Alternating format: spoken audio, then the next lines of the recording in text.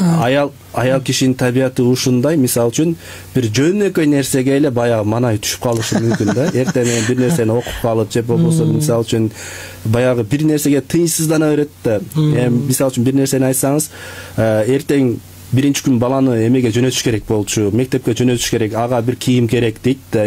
Жума күнү айтат. Анан кийин айтасың да, кыжалат болбой эртең аласың десең, алда ишемби күнү да, жекшемби күнү да айта берет да. Анан айта берет, ошентип анан аял кишинин баары түшүнүш керек да. Аял киши кайталай берет. Анан кээде бир нерсени туура эмес иш кылып койгондо, кээде мисалы үчүн мен баягы үйдө кийимдерим жуулбай калган кезде мен ушундай мамиле кылам. Кээде мен ага өзүнө айтпайм, бирок эмеге тамашалашып айтам да. Кийимдер ушу силер өзүңөр могу душка кирип, чөмүлүп, жуунуп алсаңар болбойт беле деп. Тамаша иретинде.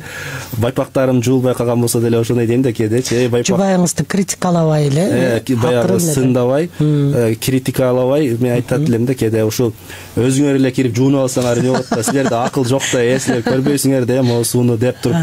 Анан көрсө мен сиздин эмеңизди, кийимдериңизди жуубай калган турбаймынбы деп туруп, анан кийин өзү жеңил түрдө эле түшүнүп алат да. Ошонтүн баягы кыргыз элибизде айтат, чаап айткыча таап айт дейт да. Адам ар бир учурда эркек киши баягы кырдаалдан кандай акылдуулук, данышмандуулук менен чыкканды эркек көбүнчө үйрөнүш керек да.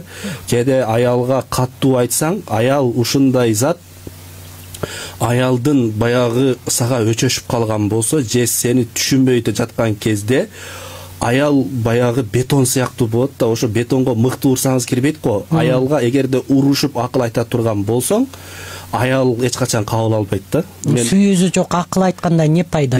Ооба. Андан көрө бул аялды көбүнчөсү баягы мактап айтыш керек да.